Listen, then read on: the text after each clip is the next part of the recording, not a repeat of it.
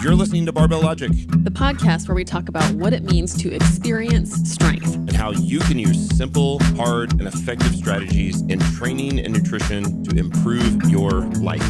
It starts with meeting you where you are right now and finding lasting solutions. Welcome to the show.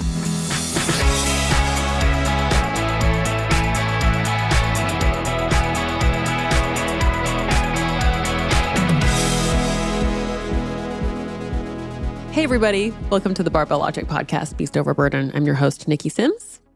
And I'm your co-host, Andrew Jackson, Chief Operating Officer and Product Manager for Turnkey Coach, as well as a strength and nutrition coach. I also do client experience in HR at Barbell Logic. It's good times. Coming at you with some Q&A today. Woo! We have some questions. We're going to give you some answers. We've decided to pick three. We're going to go with three questions. Okay. All right. I'm imagining, by the way, this, I believe, is coming out the day after Christmas. So everybody's in the post-Christmas lull, hanging out, hopefully with friends or family. Presents abound. New goggles and what other fun things do people normally get? Clothes. Microplates. Ooh, yeah. Adjustable dumbbells. New gym equipment. Knee sleeves. That totally reminds me. I just forgot. I went on a gift buying blitz. I had like an hour to shop between some commitments. I don't know why I'm being weird about that. But I have to pick up. You mean like work and picking up your daughter? Yeah, basically. Randomly obscure comment. But anyways, I had an hour and I went on this ridiculous shopping spree. I don't even want to look at the credit card statement right now, but it's all been YNAB'd for. Lovely. Shout out to my client, Jesse Meekum, founder and former CEO. Anyways, the gym equipment comment just reminded me of wow, something what were we talking about? I completely forgot that I got that is hopefully arriving here in the next day or two. So you got yourself some adjustable dumbbells? No, it was a gift that I purchased For someone that shall remain nameless. Is it for me? No, it's for I was going to say. Clara. Oh my God. Anyways. Is this how you're telling me about it? Oh, whatever. Didn't say anything specific. There may be a package from Rogue that arrives today or tomorrow. This is amazing. While we're recording. You're so great. Okay. Let's dive into these cues. Here's one from Bill. It's about jiu-jitsu. Okay. As a 43-year-old washed-up meathead getting close to a blue belt in jiu-jitsu, Congrats. how did you approach training change once you got there? Do you try adding new things into your game or focus on refining what you have become proficient with? It seems almost as overwhelming looking down that road as it was when I first stepped out on the mats. So I think we have two questions here. If I pretend to be a 43-year-old washed-up meathead getting close to my blue belt, which I'm pretty similar to. Yeah, close enough. So how would we recommend he approach training once he gets his blue belt? And then looks like some jiu-jitsu related questions. So Coach Andrew. Well, I remember you talking about this vividly right around the stage that you were towards the end of being a blue belt, but roughly, I guess, the same idea that I remember you talking about, the difference in your mentality between competing versus training on the mat, which I'd heard you talk about is that it was a relief when you were, maybe I should just let you tell this story or I'll remind you of this story. Remind me, I have no memory files. You felt a sense of relief going into a competition to not worry about needing to remember So this is Professor Jeff. different things and to just... Yeah, that was when I was about to compete as a white belt, my first competition. And as a white belt, you're definitely like kind of overwhelmed with all the things that you can do in jiu-jitsu. Jiu-jitsu is an amazing art. Like there's so many different combinations you can form, so many technique options you can employ and refine.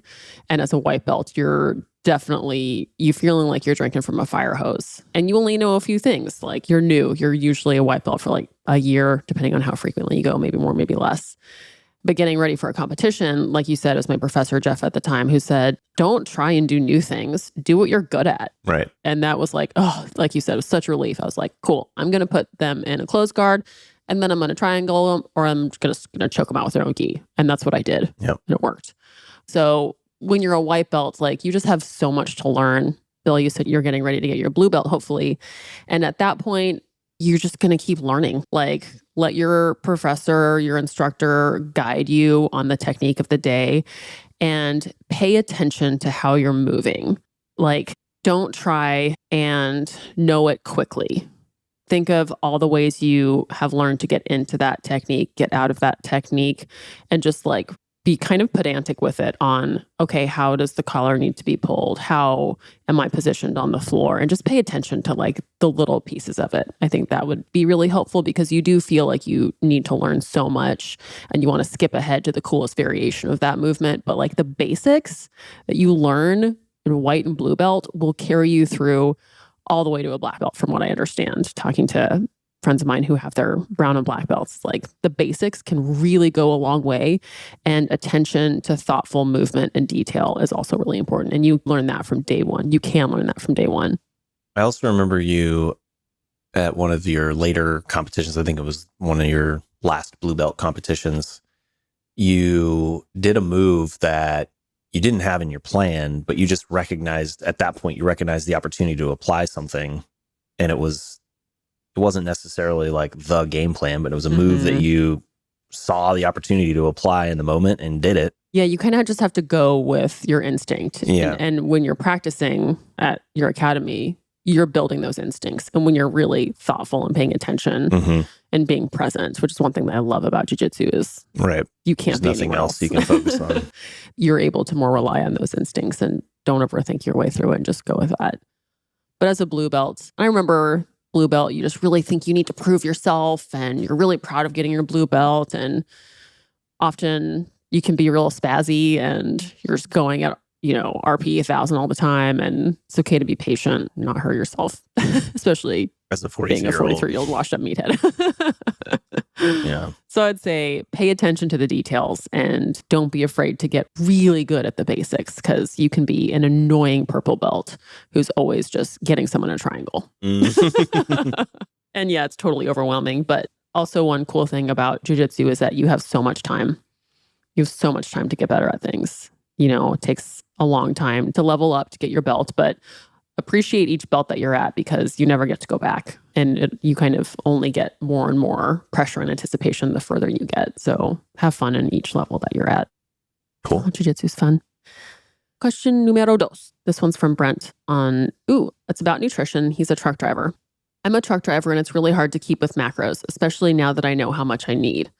With training with barbell logic, is counting macros so important that it should be top priority, or is eating clean and watching the junk I consume enough? That's a great question. This applies to so many people. Being a truck driver, that definitely has a level of complexity of food availability that definitely deserves to be weighed into this. The two questions were, are counting macros the top priority? Is counting macros so important that it should be top priority? I don't think counting macros needs to be the top priority. I do think nutrition is an important variable in the process of strength training. And I would imagine as a truck driver, there's a few logistical challenges around having good choices that are available and balancing your energy needs with what is mostly sedentary work. That's my imagination. I've never been a truck driver, but that's just what I imagine. You're sitting and driving most of the day. So you don't have access to your kitchen, and you're probably eating at a lot of restaurants potentially. And can't get a lot of fluids in because you're going to have to stop. Otherwise, you got to stop. Yeah. So you can't do liquid calories. That's probably a limitation. So I wouldn't say counting calories is a priority, but I would say having a strategy for getting an adequate amount of protein and managing your calories is pretty high priority. If you're not getting enough protein or calories, you're not going to be able to progress on your strength training very far. Yeah. And if you're getting too much, depending on your preference, I mean, you could always err on the side of eating too many calories if you want to prioritize getting stronger. The trade-off there is that you're going to be putting on more body fat. So I would say the level of priority of counting or managing the fidelity of the amount of calories that you get is dependent on your goals and the amount of energy that you have, time and energy you have to work on it.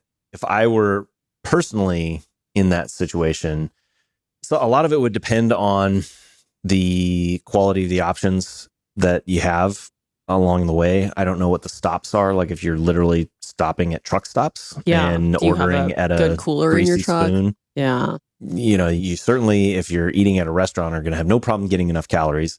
Probably going to be getting on average too many calories, especially if you're trying to keep your protein up, because the protein options are probably going to be relatively high fat. Just always find the grilled chicken sandwich or the salad that you can add meat to.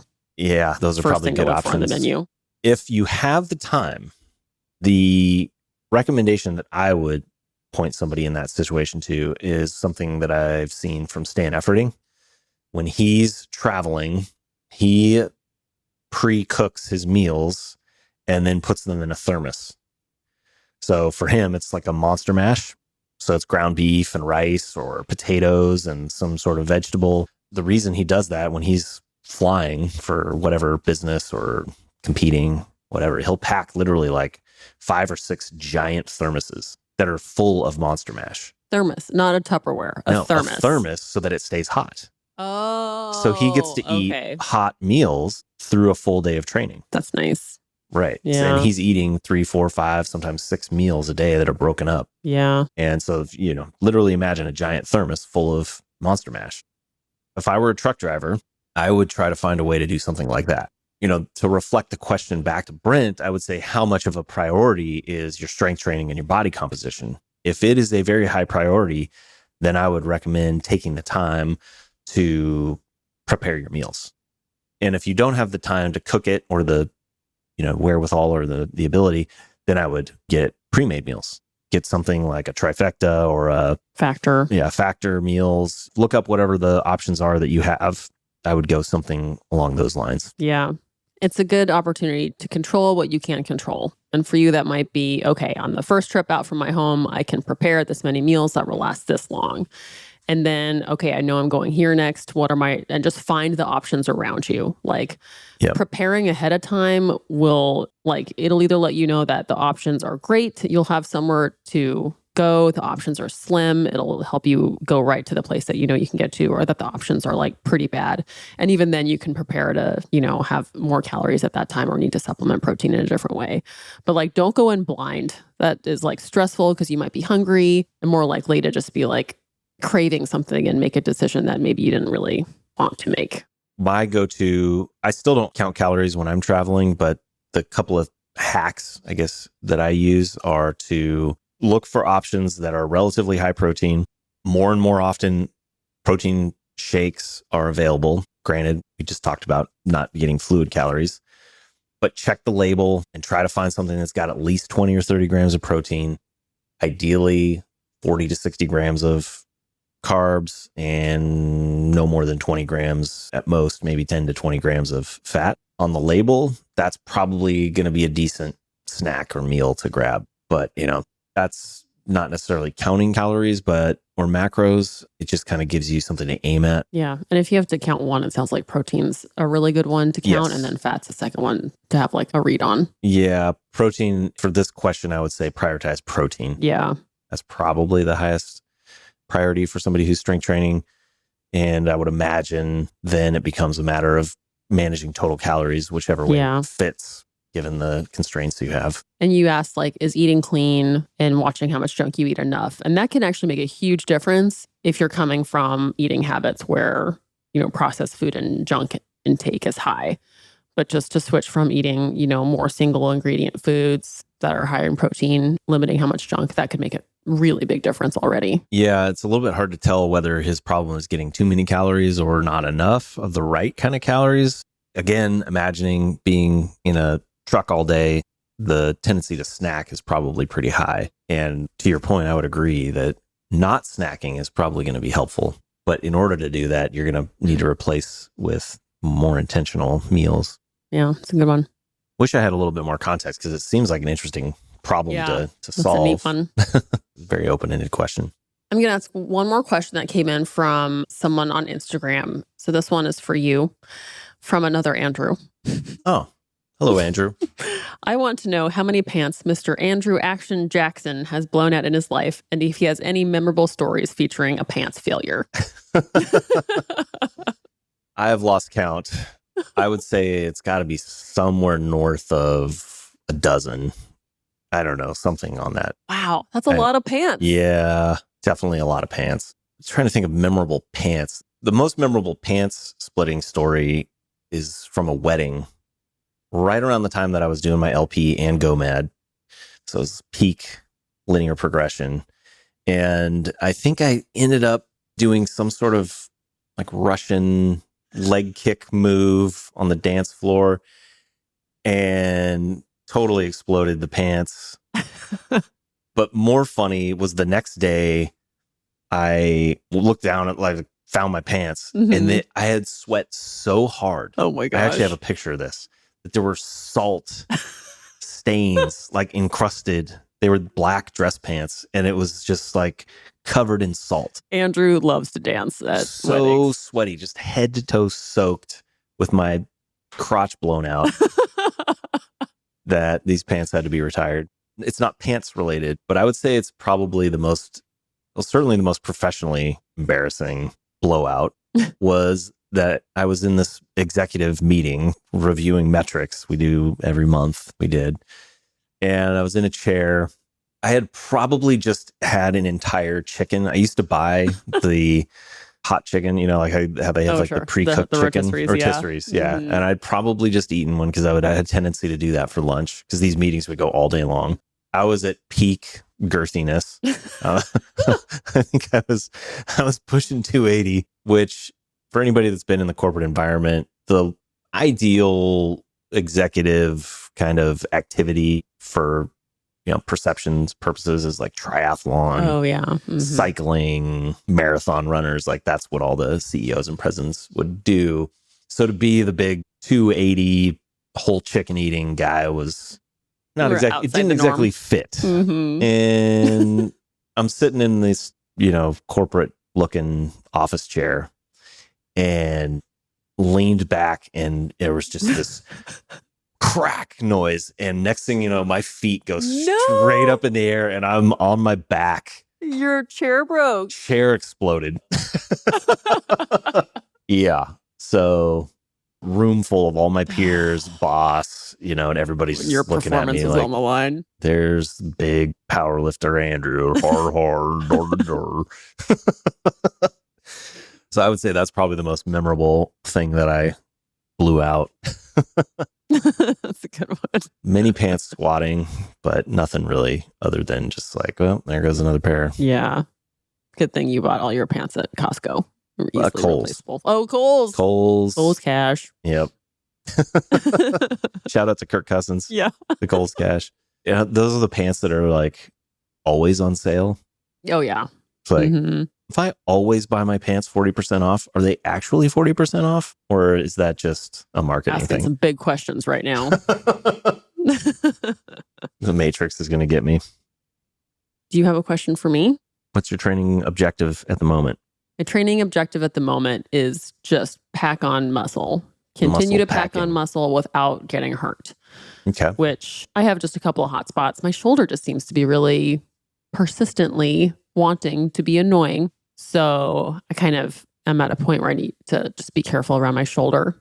Funny thing about my shoulder is if my shoulder hurts, I can't sleep on my right side, which is pretty much the only side I can sleep on and be able to breathe and not hurt my back.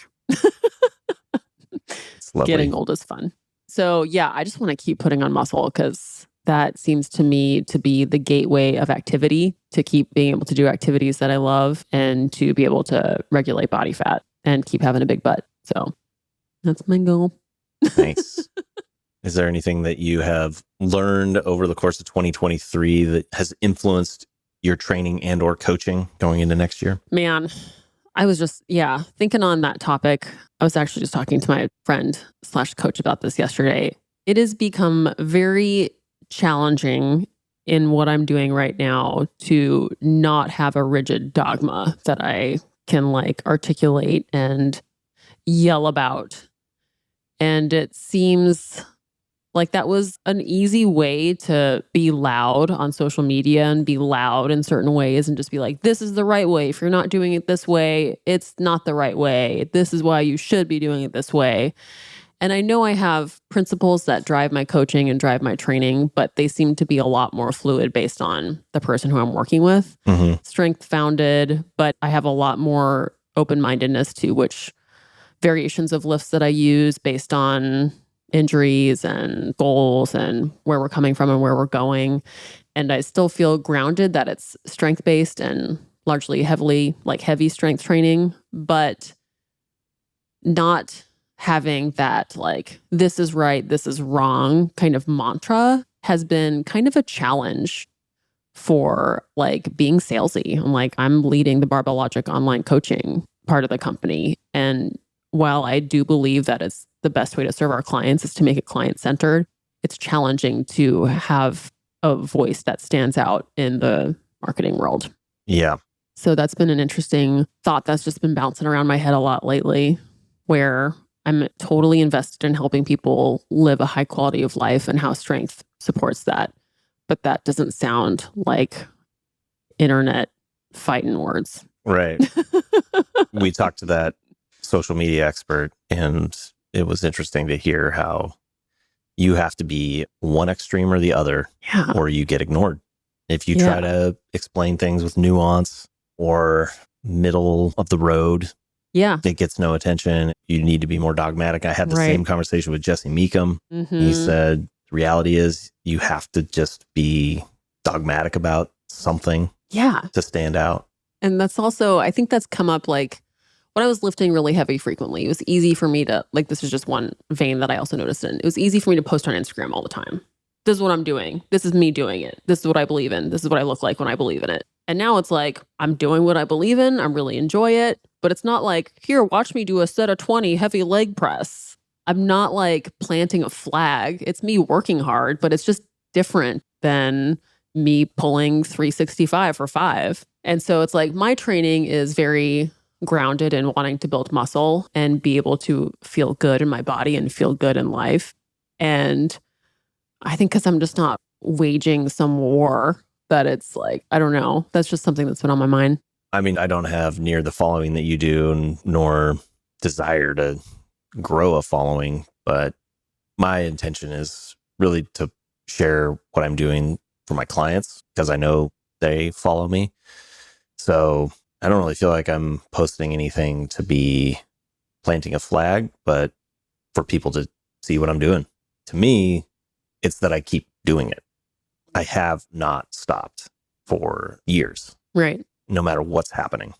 I don't know if people see that or take that away from me posting my workout, regardless of whether it's interesting or not. My training is boring as heck. I'm not doing anything cool. I'm not lifting anything really significantly heavy. Well, it helps that you but I just keep notate your weights in kilograms because we have no idea what that actually weighs. Well, I do both. You should just drop the pounds. Just kidding.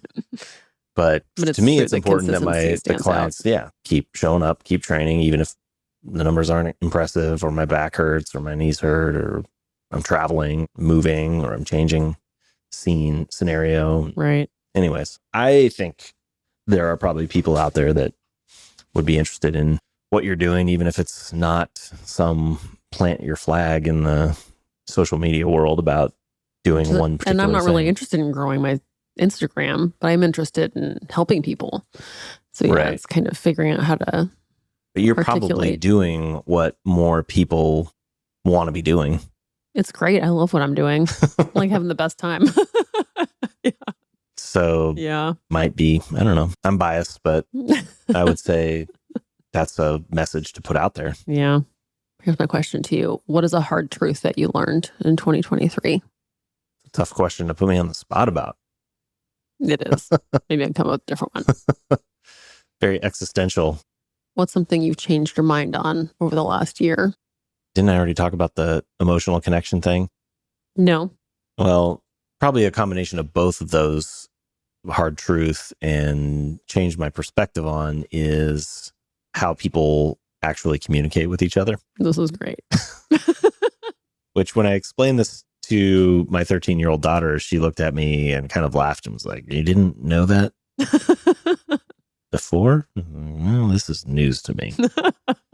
Which is that if what appears to me is that in communicating with people, the Rosetta Stone of communication is really emotion.